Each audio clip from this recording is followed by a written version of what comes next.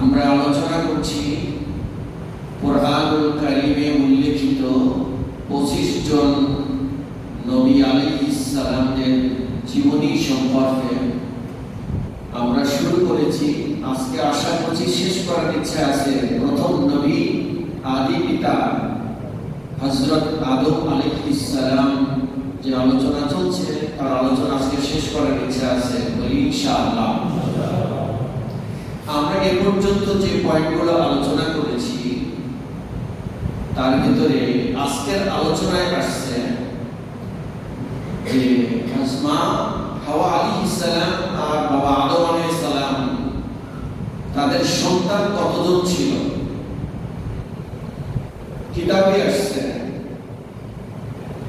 কেউ বলেছেন 40 জোড়া, কেউ বলেছেন 120 জোড়া। এই সন্তানদের মধ্যে আমরা মাত্র 2-4-5 জনের নাম জানি। তার মধ্যে একজন হাবিল, আর একজন কাবিল, আর একজন আকলিমা, আর একজন লাবুদা, আর একজন হযরত শীশ আলাইহিস সালাম। এদের নাম আমরা জানি, এছাড়া আর কারোর নাম ওরকম করে পাওয়া যায়নি। আর অনেক কিতাবে থাকতে পারে যেটা আমার জানা নেই। এই সন্তানদের ভিতরে আমরা আজকে ছোট্ট একটা ঘটনা আনবো। তার 2 সন্তান, হাবিল আর কাবিল।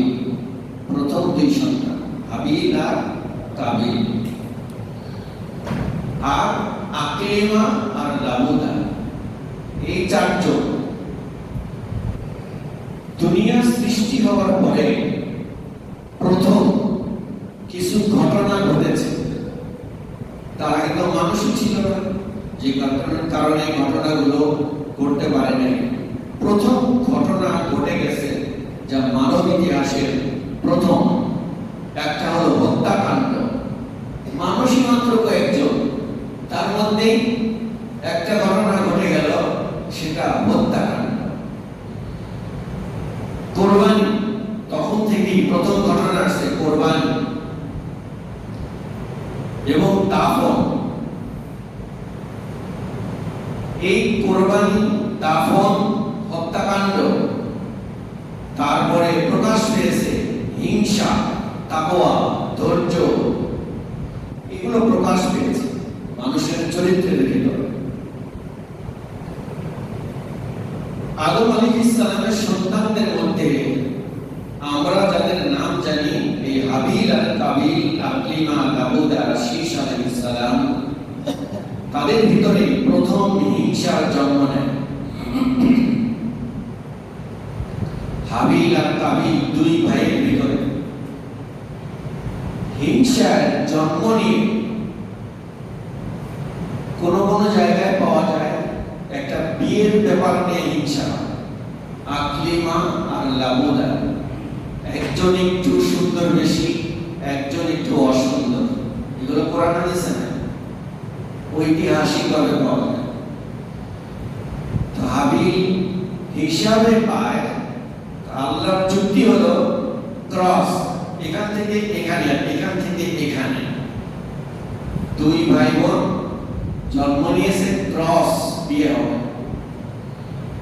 তো হাবিলের তকদিরে আসছে একটু সুন্দর, কাবিলের জন্য আসছে একটু কালসা, হয়তো এটাই মেনে নেবে না, যে কারণে তাদের ভিতরে প্রতিযোগিতা হয়। আল্লাহর পক্ষ থেকে হযরত আদম আলাইহিস সালামের কাছে খবর আসে এদেরকে কোরবানি করতে বলো। তখন এরা 2 জন কোরবানি করে। হাবিল ছিল পশু পালনকারী, প্রচুর পশু ছিল, আল্লাহ তাআলা দান করছিলেন। আর কাবিল ছিল শস্য ক্ষেত্র, প্রচুর শস্য ক্ষেত্র ছিল। হাবিল একটা পশু, সুন্দর একটা পশু, দেখতে এবং স্বাস্থ্যবান সুন্দর একটা পশু কোরবানির জন্য একটা ফাঁকা জায়গায় রেখে আসে।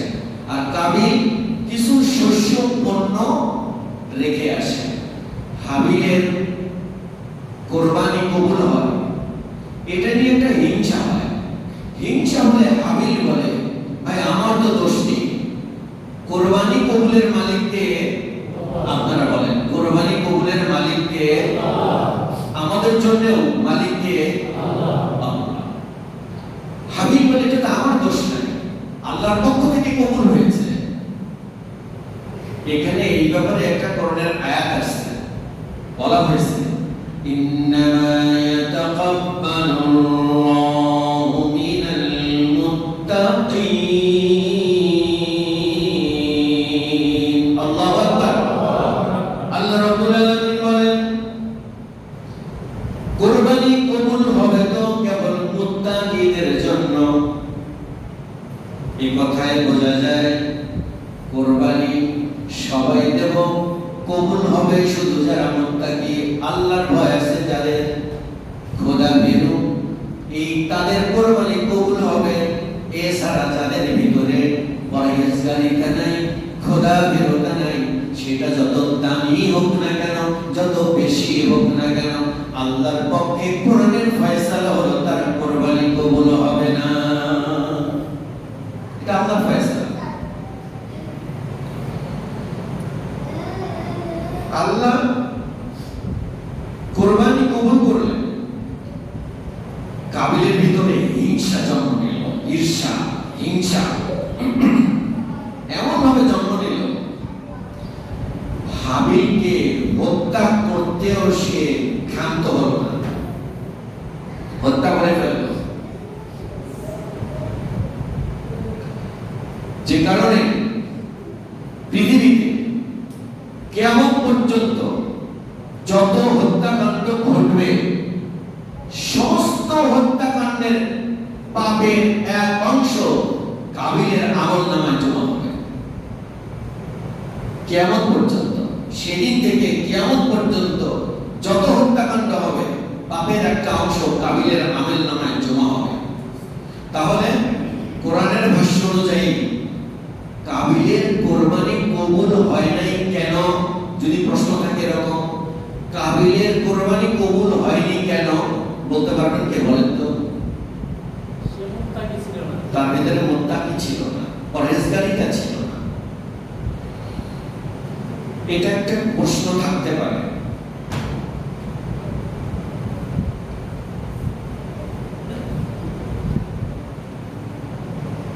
তাদের বয়স কত ছিল? হযরত আদম আলাইহিস সালাম এর বয়স কত ছিল?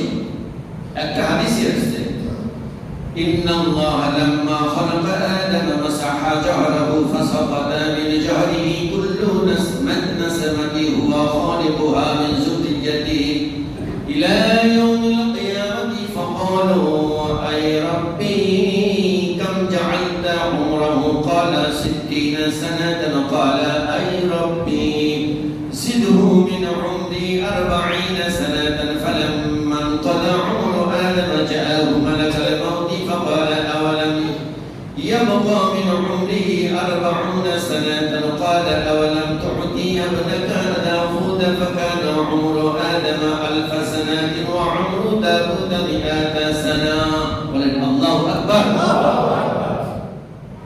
الله رب العالمين যখন আদম আলাইহিস সালামকে সৃষ্টি করলেন, রূহটা ভিতরে ফু দিয়ে ঢুকায় দিলেন, তখন আল্লাহ তাআলা আদম আলাইহিস সালামের পিঠের উপরে তার কুদরতি হাতটা বুলায় দিলেন। আল্লাহ রাব্বুল আলামিন যখন আদমের পিঠের উপরে হাতটা বুলায় দিলেন, আল্লাহর হাতের তালুর ভিতরে তার বংশে যতগুলো মানুষ জন্ম নেবে সবার রূহ, সব মানুষগুলো তার হাতের ভিতরে চলে আসে। বলেন সুবহানাল্লাহ। হযরত আদম আলাইহিস সালামকে দেখানো হলো, তার সন্তানদের দেখানো হলো। আদম আলাইহিস সালাম তাকিয়ে সব দেখলেন, একজন মানুষের প্রতি ভালো করে তাকালেন, যার নাম হলো হযরত দাউদ আলাইহিস সালাম। হাদিসের ভিতরে আছে, দাউদের দিকে তাকায়া আদম আলাইহিস সালাম বলেন, আল্লাহ ওই লোকটাকে বলে তোমার সন্তান নাম হবে দাউদ। তার বয়স কত হবে? বলে 60 বছর। আমার কত? 1000 বছর। দাউদ হযরত আদম আলাইহিস সালাম বলেন, রব্বুল আলামিন আমার এই সন্তানের বয়সটা খুব কম হয়ে গেল, আমি চাই তার বয়সটা আরেকটু বাড়ায় দেওয়া হোক। যদি নির্ধারিত হয়েই থাকে তাহলে আমার 1000 থেকে 40টা বছর মাইনাস করে নিয়ে তার 60 এর কাছে 100 বছর পুরো করে দেওয়া হোক, বলেন সুবহানাল্লাহ। আল্লাহ তাই দিলেন। যখন আদম আলাইহিস সালামের বয়স শেষ হয়ে গেল,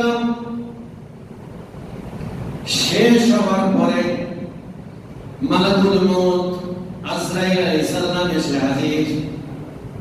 আদম জিজ্ঞেস করলেন, আমার বয়স কত? বলে, আপনার বয়স শেষ। বলে, কত? বলে, 1000 ছিল। বলে, আমার বয়স 1000। বলে, আপনার কি মনে নাই? আপনি কি ভুলে গেছেন নাকি? আপনার 1000 থেকে 40 বছর মাইনাস করে আপনার সন্তানকে দেওয়া হয়েছে। মানুষ আজ পর্যন্ত যে ভুল করে কিয়ামত পর্যন্ত ভুল করবে। হযরত আদম আলাইহিস সালামের মনে না থাকা ওই ভুলের থেকেই শুরু হয়েছে, বলেন সুবহানাল্লাহ। তখন এইভাবে তাকে 100 বছর পুরা করা হয়, তো তাকে 100 বছর হায়াত দেওয়া হয়। 100 বছর হায়াত দিলে তিনি তখন ইন্তেকাল করেন, হযরত আদম আলাইহিস সালাম। হাদিসে আছে, লাম্মা মাতা আদম আলাইহিস সালাম গাসসালাতুল মালাইকাতু বিল মা'i ওয়াস সিদরি ওয়া কাফফানুনা ফিল ফিত্র ওয়ালহাদু লাহু ওয়াসাল্লাু আলাইহি সুম্মা ক্বালু হাযিহি সুন্নাতু ওয়ালাদি আদম। আদম আলাইহিস সালামের যখন মৃত্যু হলো, তখন আসমান থেকে রহমতের ফেরেশতারা নাজিল হলেন, আল্লাহ পাঠিয়ে দিলেন, যাও। ফেরেশতারা আসলেন, আসার পরে তাকে গোসল দেওয়া হলো। গোসলের পানির ভিতরে সিদরি মানে বররি পাতা, গোসলের পানির ভিতরে বররি পাতা মিশানো হলো এবং সেই পানি দিয়ে গোসল করানো হলো। তাকে কাফন পরানো হলো বেজর। বলেন, পুরুষের বেজর কাপড়, কাফনের কাপড় কয়টা থাকে? মহিলাদের কয়টা থাকে? তাকে গোসলের শেষে তাকে কাফন পরানো হলো বেজর কাপড় দিয়ে।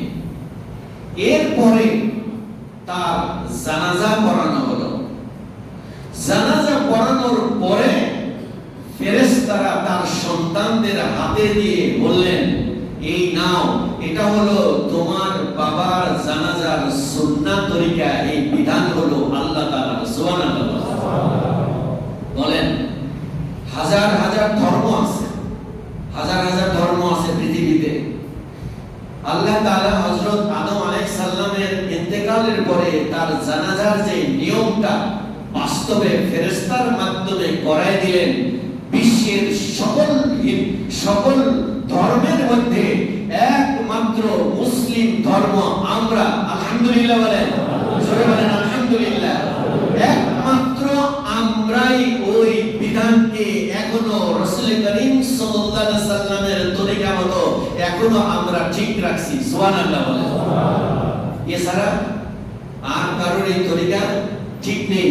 হিন্দু একরকম, বৌদ্ধরা একরকম, খ্রিস্টানরা একরকম, এবং যার যার ধর্ম বিভিন্ন ভাবে তারা দাফন করে। জানাজা নাই, দাফন নাই, এক একজন এক এক রকমের। কিন্তু আল্লাহ রাব্বুল আলামিন একদম ফেরেশতার মাধ্যমে আদম আলাইহিস সালামের গোসল থেকে শুরু করে জানাজা দাফন পর্যন্ত যা যা করেছিলেন সব কিছুই এখনো আমরাই সেটা পালন করি, আলহামদুলিল্লাহ। এই কারণে এইটা দেখেই কিন্তু আজ পর্যন্ত অনেক বিধর্মী, অনেক ধর্মের মানুষরা এটা দেখেই মুসলমান ধর্ম গ্রহণ করে, ঠিক না বলেন? এটা দেখে আল্লাহ তাআলা আমাদের মাধ্যমে আমাদেরকে রহম করেছেন, আমরা এটা ঠিক রাখতে পেরেছি, আলহামদুলিল্লাহ।